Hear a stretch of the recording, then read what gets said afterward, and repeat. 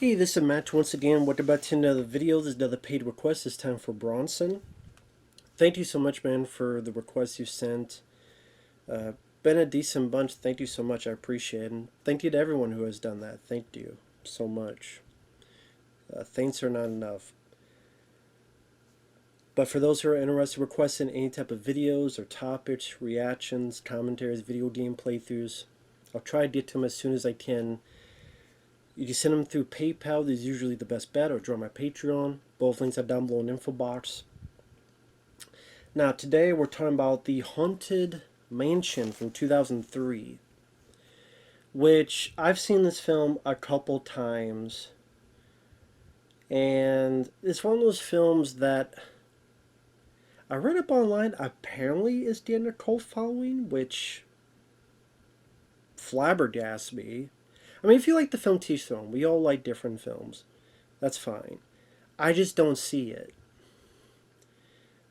Now, it's from the director of The Forbidden Kingdom, a very disappointing Jackie Chan Jet Li film.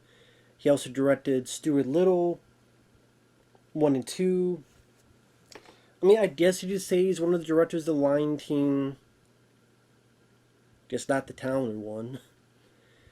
This is one of those films that, number one, I don't remember much about the attraction, the Haunted Mansion. I went to Disney World maybe one time when I was very, very, very young. And maybe I've been to Disneyland once. And they were so long ago, I don't remember a thing about it. So the attraction doesn't have any nostalgia to me. Eddie Murphy at this time period, he's much more comfortable in doing family films because that was the stuff making money for the most part. Whether it be Shrek, I'm not sure Shrek 2 had come out, but I know Shrek 1 had. Even Daddy Daycare, which I liked, that made over about $100 million in the US. And Dr. Dolittle, you had Dr. Dolittle 2. That seemed to be much more of a comfy place for Eddie to be. Because when he tried to do stuff a little bit different, like Showtime with Robert De Niro, which I do enjoy, I think that's a fun one, it bombed. So I guess on a business sense, it makes sense why he would go to films like this. It's just that while I did like Daddy Daycare, I don't mind Shrek and such, but some of the other family films, they just felt like a waste of his talent. Especially after this, when you got Imagine That and 1,000 Words. And those two like this, he's playing a workaholic who doesn't have time for his family, but by going through this situation, he learns to finally appreciate his family more than he did before. He almost played the same character in this, and then Imagine That and 1,000 Words. And to me, these are three of his weaker movies. Not the worst. It's not Coming to America 2, but less on the totem pole for me compared to The Golden Child is my all-time favorite Eddie Murphy film. And hell, my all-time favorite comedy. I love The Golden Child to death. Beverly Hills Cop 1 and 2, 48 Hours, Metro, Bowfinger's a fun one. I like Showtime. Among others. The Distinguished Gentleman I liked. And when you look at the character he plays, anybody could play this role. I thought this was just a very thankless role for Eddie. He doesn't really get a chance to utilize a lot of his wit, a lot of his... It's kind of like Robin Williams in the movie Flubber. Although that I could probably watch over this.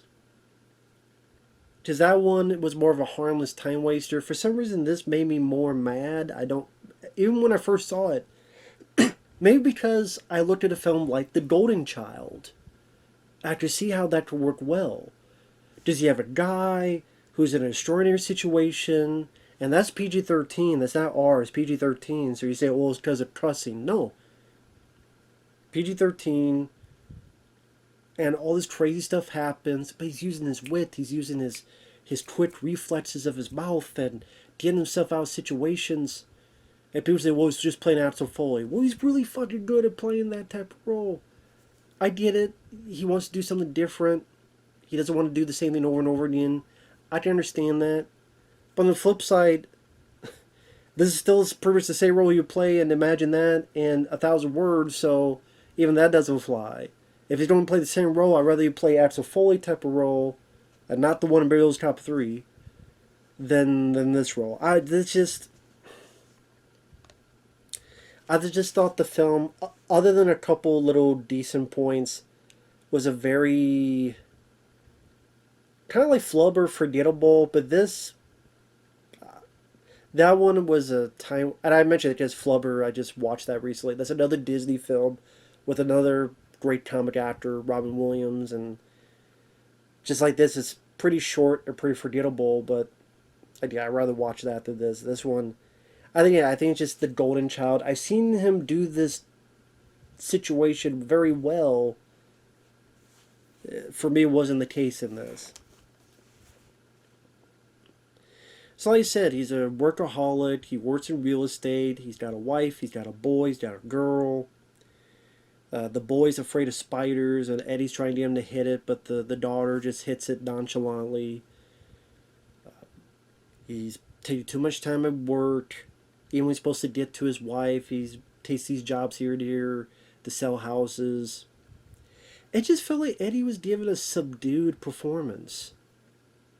I kind of like how I felt Robin was handcuffed in Flubber. Here it felt like Eddie was handcuffed.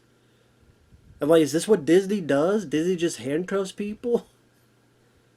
I mean, they allow Robin to go as the voice of the genie in Aladdin. But here it just, I don't know. It just felt more of a lower energy performance I've seen from Eddie. And maybe just getting older, maybe something else. I don't know for sure. For sure. Well, the fuck, words come out of my mouth. So, one thing leads to another. They're supposed to go on a trip, but then they take a detour with this mansion that, if Eddie is able to get the opportunity to sell, could be a big break for him. And of course, it is the Haunted Mansion. They get there, Terence Stamp, Zod from the original Superman 2 and Superman 1, he was in there for a bit. He's the butler. Pretty much you get a little bit of the layout of the mansion. And of course, fairly soon, they separate from each other.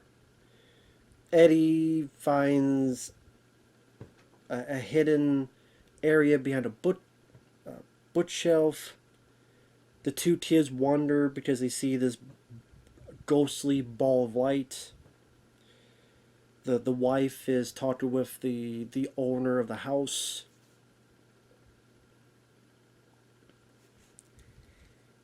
And it just felt like not much happened. I mean, I guess I should be thankful it's a very short film. It's like an hour and 28 minutes.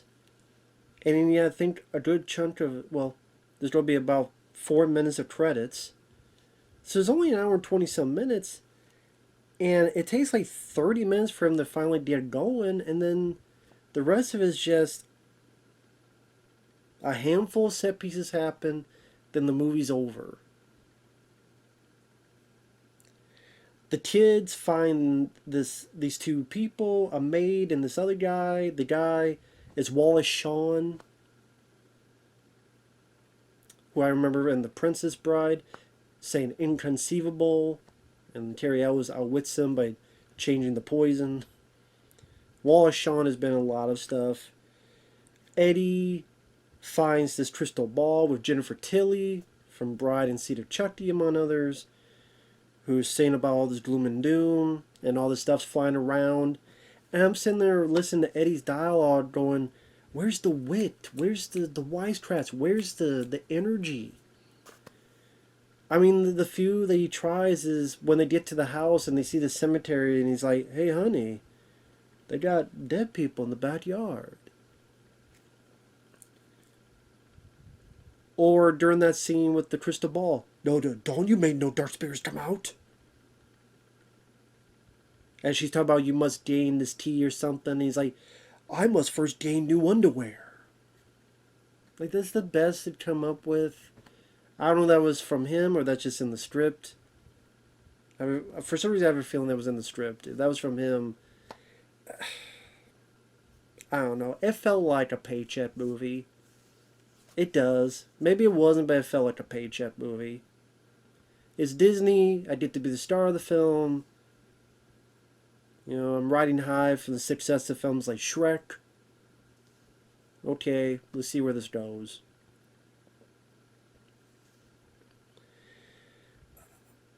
There's flying objects around. Eddie runs. Meanwhile, then finds the kids and Wallace Shawn and the maid. So imagine the first set piece is the crystal ball, everything's swirling in the room, and Eddie's stuck in the chair. The second piece is them riding the ghost carriage, and they see a bunch of blue ghosts, and I'm sitting there going, this is like a lamer version of the Frighteners. Because the way the blue ghosts look, they look like the Frighteners, the ghosts in that. Only that has much more creativity, much more energy, spontaneity, and just a lot more fun to watch. I mean, yeah, it's R-rated. That was supposed to be Peter Jackson's PG-13 film.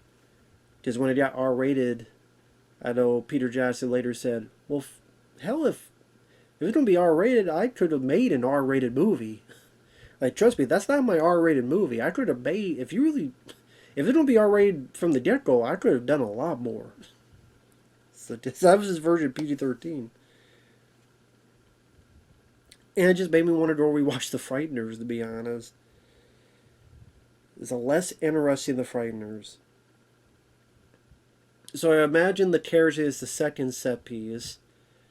The harmonizing statues, which, again, I think that was part of the Haunted Mansion attraction. Didn't give a shit, was annoyed by them. Almost as annoyed by them as Eddie Murphy.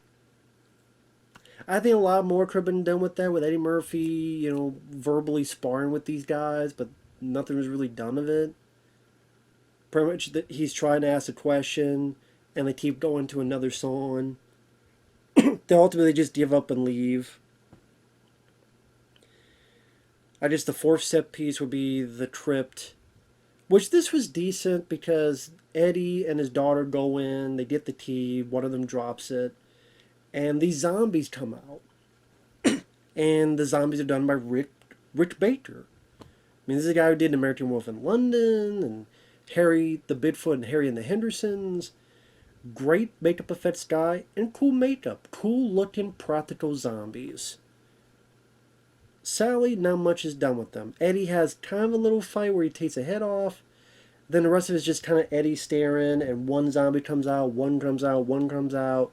The little girl's flailing in water. Eddie grabs her, and they get out. While the boy overcomes his fear of spiders and gets them out.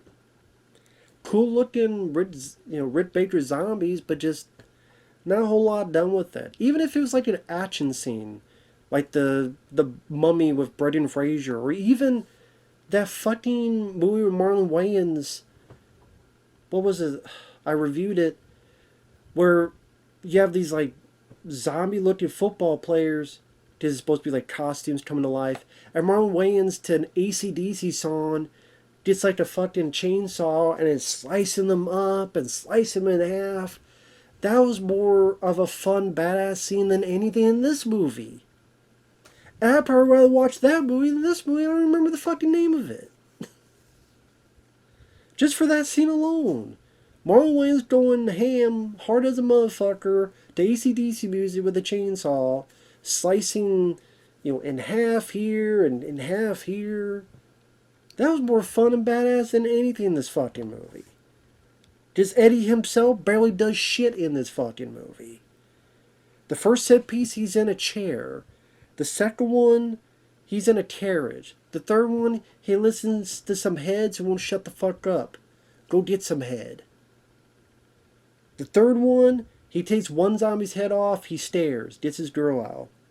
The last one, lo and behold, spoilers, you find out the butler, this whole thing's about the owner of the house thought Eddie Murphy's wife was the reincarnation of his wife.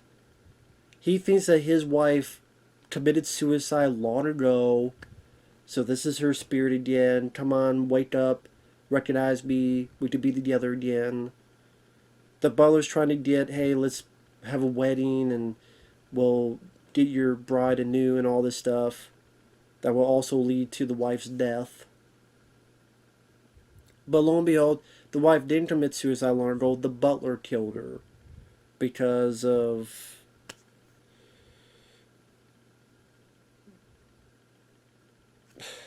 they say a reason. I didn't give a shit, to be honest with that. I didn't give a shit. The butler throws Eddie Murphy out of the house.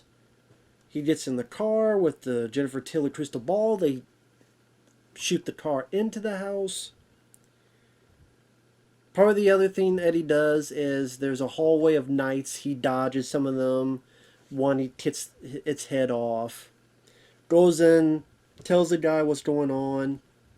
Terence Stamp says, you're going to go to hell. And then this fire being comes out and grabs Terence Stamp. Who that was, I don't know.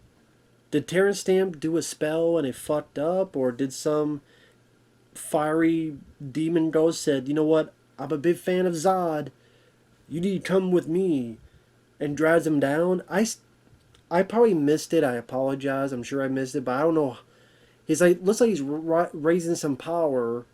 But then he gets grabbed and pulled in and tries to pull Eddie Murphy. But then the owner of the house saves him. The curse is lifted. They go their separate ways. And they take the Jennifer Tilly crystal ball and the singing heads. That's it. End the movie. Now, I'm not the only one that disliked this film, because this gets a 5.1 on IMDb. 5.1 out of 10. So, hey, maybe if you're a kid and you enjoyed this, good on you, man. You're much older. It's been 20 years now since this came out. God. Can't believe it's been 20 years. And holy shit. I just realized. Yes, 2003. So it's 20 years. So I guess if you're 8 with this came out, you're 28 now. Holy shit. Hey, if you have nostalgia for this, you like it, be my guest. But other than Rick Baker's zombies, the special effects I don't think were that special. The set pieces were not that fun or creative or enticing. The plot was kind of threadbare. Eddie at times seemed like he was on autopilot or subdued. Just kind of just a waste of his talent. And each time, the few times I watch this, maybe hoping it'd get better next time, I forget it a week later. So, I say, if you're a fan of this, be my guest. I am not. I know there are people that enjoy this film. If you do, please feel free to comment as to what it is about this specifically. Especially when we look at all the other... The other reason this got made, of course, is because... What's another attraction film? Pirates of the Caribbean. Which made a ton of money. And because Pirates of the Caribbean with Johnny Depp made a lot of money, they looked, what other attractions do we have? That's probably why Eddie Murphy did this too. He saw Johnny Depp and the success of it. Maybe somehow, of his success, maybe be Eddie going to different haunted mansions? I don't know. I don't know what the case would be. I don't know. Maybe their house, because of the stuff they brought home, turns to a haunted mansion? I don't know. Maybe he was hoping some of it. And I just forgot now, there was another Haunted Mansion movie this year. I just realized that. There was a Haunted Mansion movie this year that I guess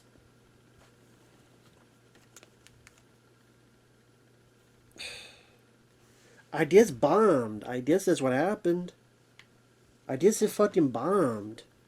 Big time.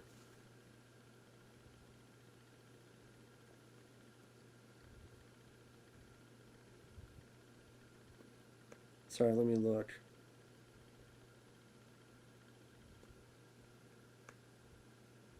Yeah, the Haunted Mansion movie did nothing. Did absolutely nothing at the box office. Something about it might have lost like $200 million or something. I don't know if that's entirely true, but it didn't do well. Which makes sense because I didn't hear a single person talk about the movie. To a point I forgot. I remember hearing about that. I'm like, oh yeah, that was a thing that no one talked about. Maybe because there's so many damn haunted house movies, even like family ones. It's like, what do you fucking do? Gives a shit. So with that said, I say just a 5.1. So I mean, I would give it lower, but I mean that's not a high rating for especially a bigger movie. So obviously, I'm not the only one that dislikes the film. With that said, thanks for watching. We'll see you guys later. Bye bye.